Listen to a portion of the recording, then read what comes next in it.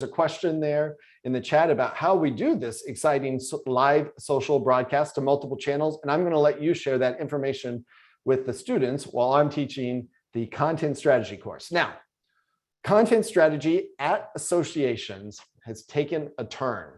And there was a traditional content model and there's a modern content model. We're going to talk first about the traditional content model.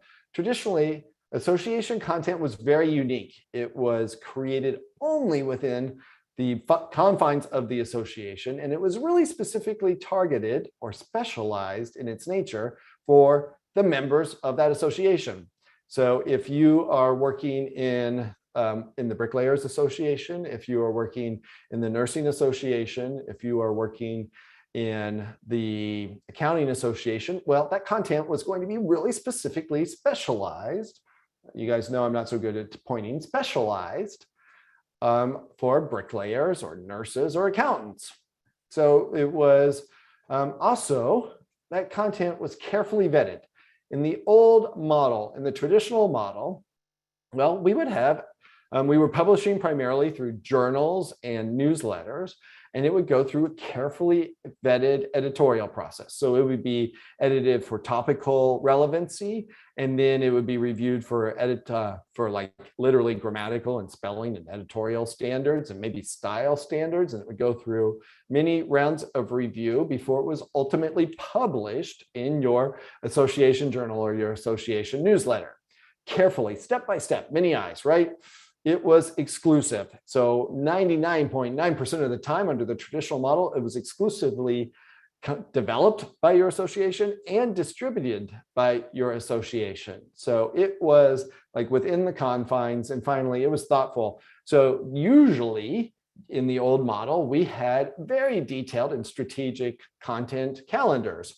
And so often tied to our monthly journal, magazine, or periodical, we would have an issue devoted to careers, and we would have an issue devoted to something related to the mission, an issue related to the annual conference, an issue related to education. And these were all topically plotted out across the year. Also, commonly, the calendar was the same from one year to the next, so that it was all planned well in advance with long lead times. And I sure do always envision the editor of the journal kind of sitting back with a cigar in his mouth, kind of a little smoking and a little bit of chomping at the cigar, just like Perry White in the Superman comics. That's the way that I envision the old traditional model. And so I'm kind of old enough that I was at the tail end of that model. I'm sure many of the students in the class here also remember that old model. But then something happened that turned our lives upside down. And the answer is not COVID. Yeah, Ida, you're right about that. What is the one thing that turned the traditional model upside down? Again, not COVID. There we go. And it starts with an I and it rhymes with internet. It's in fact internet. And then after that, we can talk about how the internet powered social media and really turbocharged and completely changed the way content works. So now we have modern needs, right? So what was really thoughtful and sometimes plotting in the past, plotting, P-L-O-D-D-I-N-G, now it's all about expedition. So how quickly can I get this content through the process and out, distributed out? It's voluminous. So it is not, in the traditional model, I watched a documentary once about how like CBS, ABC, and NBC created the nightly news. And it was all about getting the news ready for that 1 hour of programming at 5 p.m., 5 or 6 p.m. ET. Now it's about how can we get this out immediately? How can we keep the stories going? And this is where CNN came in. They really introduced higher volume and faster turnaround in their 24-hour news station. Also, back to association content, it's independent. So sometimes it was really within the association. In the past, it was within the walls of the association. Now, what I see associations doing is they develop some of their own content and then they partner with independent sources to round out that volume demand. It's still accessible, though it's probably not what you think. So in the old way, it used to be really only members because it was delivered literally in a magazine that only went out to members, or in a newsletter that was only delivered to members, or at a conference that was mostly for members. But today it's much more accessible. So we have new content strategies that have some content for members, but not everything. So we're going to talk about that later. And then finally, just as before, us as in the traditional model, we still try to keep it relevant. It's especially sometimes hyper relevant. So we do a lot of thinking about what our segments are, more so than we did in the past, and then tailoring down to the segment level. All right. Why do we care about content? So content satisfies a lot of needs at associations. The first need is, of course, membership, and my own background is in membership. So I was always worried about how our content helped encourage membership and supported the membership value proposition. And value propositions, literally the reason or the value that a member finds from being part of an organization. And a lot of thinking, I did a lot of thinking and a lot of arguing about what is gated content. We're going to talk about that in a moment. We also have mission content. So what's a big, actually, I'm going to back up. For members, I already gave you the answer. What's the big thing about member content? What's the defining characteristic? Tell me in the chat. Make sure you got that chat flipped to everyone and tell me in the chat. What makes something member content? Value, yes. Value, exclusivity, Tom, that's exactly what I was looking for. Gated, Kelly, yes. Login, those are all different. Firewall, those are all different ways of saying the same thing, which is this is content that is behind some kind of access point. So it's available to members. Now, you can see that I say the word versus here. I can't point today. You can see I say versus. It's membership versus mission. Now, why would I say versus mission? What's different about mission content? What's unique about that mission content? So many of us have a mission to, yes, I didn't even have to get through my sentence there. Elena came up with the answer. It's Shannon, you're right. So typically it's still industry related. So if I'm in the nursing association, my mission might be to increase the quality of care, right? And that content, though, I'm probably about quality of nursing care. I may not be putting that behind my membership gate. I may want that to be free and available to the entire public, just like Elena says. So this is definitely two competing objectives, right? And then I have this phrase here, non-dues. Some of you are going to know what non-dues means, but that is not something that if you are new to the association industry that you will know. What does non-dues mean? Tell me in the chat. What does non-dues mean?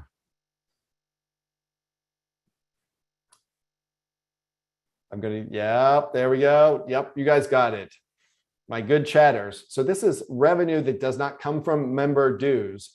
So it might be that you sell an article or that you license your content. I came from an association in the legal industry, and we actually licensed a lot, not nearly all of our content, to LexisNexis. So we had it behind a gate online. We did have some mission, some freely available information, including statistical research that we do. And then finally, not so obvious though, but still an important competing consideration was the need to grow non-dues revenue. And so we had a deal with LexisNexis where they licensed all of our content for their giant online database. All right, so you can see that these are competing interests. And that kind of leads us to the state of content at associations today. Tell me, what is this a picture of? You guys know I do cartoons throughout this class. What is that a picture of? Tell me what it is first. It is, in fact, a train. It's a bullet train. You're right. I did not create that bullet train, but I did color it kind of purpley. And why do you think I am talking about the state of, why do you think I have a picture of a bullet train when I want to talk about content at associations? I wish it does kind of look like the Disneyland monorail or Disney World monorail. Yep, fast changes. It is speed of delivery, and we can't turn it out fast enough. It's always moving and changing. And in fact, this is a very specific type of speeding train. It's a runaway train. So I feel that at most associations, I'm going out on a limb here, I'm going to say most, and certainly at most of my clients, when we talk about content, they are flying down a path, but nobody knows what the plan is. So it cannot articulate the plan, cannot explain what's going on, cannot kind of articulate to me that member versus mission versus non-dues, competing interests and where they put their priorities. It's a runaway train. But today we are going to talk about content strategy and things that you can do to bring that train under control. We care about content strategy as marketers because we create interest, right? We're trying to create interest in our association or our products or our events. And so we need good quality content for that. We are often responsible for growing membership. So we need exclusive content and we market events. So that means we need relevant content and not just, we've talked in the past that messaging and advertising in the digital world has really evolved. And it used to be at the dawn of the internet, we would just say, join now, join now, join now. Buy this, buy this, buy this. Go now, register, register, register, register. Increasingly, we are offering up content and higher value resources in order to prove the worth. So for an event, we might offer up some content or video content from last year's conference, or we might put together kind of, I don't know, an infographic that talks about all the great resources that are available at the conference. We're not just saying register, register, register. We need content to do our marketing, our digital marketing first. Oh, and Amy says she's a little late to class. Don't worry about it, Amy. We will make sure that we take care of you on the back end. All right, so we got a lot of things to cover in content strategy. Content strategy is really amorphous and difficult to talk about. People don't always mean the same thing. There are at least 6 elements of content strategy, and this is the GDDMAA model, GDDMAA. So the thing is, I kind of made up this model to summarize all of that good thinking that's out there on the internet and by my fellow marketers and how they approach content strategy at associations. And I could not come up with a good acronym for GDD or a good mnemonic for GDDMAA. So if you can come up with a good phrase for GDDMAA, put it in the chat. I'll be sure to give you credit. So content strategy, you need to think about governance, development, distribution, monetization, access, and analytics. And we're going to go through these all one by one here in just a moment. So governance, it's kind of my favorite. This is if one of the challenges for associations is that content is not created in one department. For nearly all of us in the room here today, you are not the only person creating content. Maybe you don't even create content. One of the challenges is it's made in events and it's made in education, it's made in publications, maybe your membership group's making it, somebody in the advocacy office is doing something, communications is putting out press releases and more, all across the organization. So what we do is we put together a governance, usually like a task force or a council or associations. And while at the smaller level, you may not have much of a council, by the time you hit that mid-sized association level and up, you're pulling together cross-disciplinary councils to help govern content decisions, because there's usually not one owner across the organization. And that governance council is concerned with the quality of content across your organization. That runaway train has to have some rails. There has to be some standards. They want to build content development skills across the organization. There will be rules around that require compliance. So some things may require a legal review. You can't just have people cranking stuff out and publishing it on the web under your association name, especially if it's controversial, especially if it's incredibly thought-provoking without often a legal review or senior executive review. You want to have a council that's looking at performance. So everybody has a great idea for content, but they need to be looking at the analytics. And you probably want some standards around how you implement metadata for that content so that you can do the analytics. So you want to tag this. This isn't like hashtags that people see, but behind the scenes in your content management solution and elsewhere, you want to use some meta tagging. All right, that's the which one was that? That's the G. That's the GDDMAA model. So we just covered off G. Now, that first D is around development. So here, like I mentioned, this content is coming from everywhere across your organization. And here's some good examples from your continuing education department, from your news zone. Maybe that's your journal, maybe that's your periodicals group or publishing group. Research. I mentioned at the American Bar, actually, we did annual research about the state of the profession. That was highly valuable. That was something that only the American Bar Association could do. Advocacy. Maybe you have an office in DC that's doing advocacy efforts. Maybe you have an office in your state capital doing advocacy efforts. You have profession content. Look, I worked not too long ago with a plumbers union, plumbers association, and they had a lot of content around the profession, but it was about how to grow your business. That's something that they don't really teach you much in school or when you're doing your apprenticeship. How do you grow your business? How do you collect from a customer that is refusing to pay? When do you take them to court? This is profession content. And then finally, you have sponsor content. So you may have agreements and partnerships where your sponsors are contributing, and that is also an important source. GD, that's the GD. Here's another D, distribution. And this is all in your content strategy. We're going to talk a lot about distribution here. So increasingly in 2021 and almost 2022, we're doing webinars. You are on a webinar right now. So this is something that would not have happened 2 years ago, for sure. Webinar content is increasingly important, and it opens up all sorts of questions that need to be resolved by your content strategy, like who has access to the live webinar, who has access to the recorded or archived webinar, how quickly has that archived webinar then rolled out maybe to another set of people that could have access to it if it's dated, so maybe after 6 months, it becomes more widely available. These are questions that get resolved in your content strategy. And these are questions that a lot of associations, they have not really addressed. So we all went barreling through the pandemic, just trying to survive, treading water, just trying to keep our businesses afloat. And now we have a lot of pandemic content, and we're not really sure what to do with it. We're not sure what our rules are because we didn't have a clear strategy. You have newsletters that you are distributing content through, and events like your conferences, of course, your journals and periodicals. Here's a good one, communities. What do I mean about what are communities?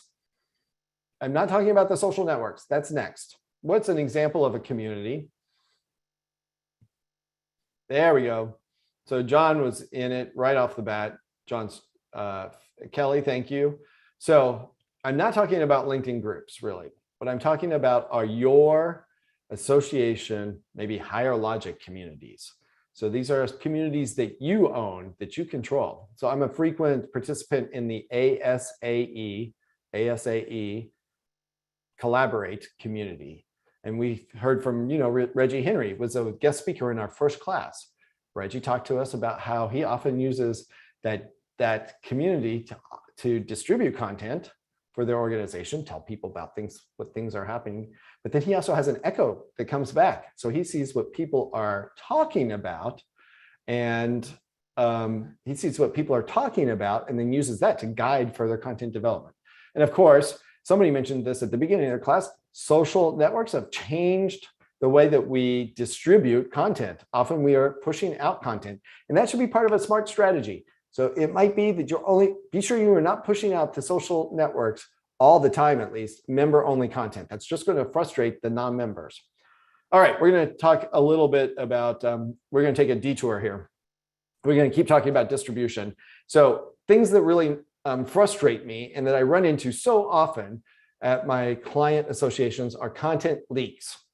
So tell me, I'm actually going to tell you, a great example is we have a member-only webinar. And so we announce it to our members, and we put up a registration page, like an RSVP page, and tell people just sign up so that you can get the Zoom link. And then we don't check to make sure if they're members or not. And we're posting it publicly on Facebook and LinkedIn. And so everybody in the US is seeing this. All of our friends are seeing it. And this member-only content is suddenly available to the full public. People with the best intentions do not kind of follow the strategy and think through the repercussions. That's a leak.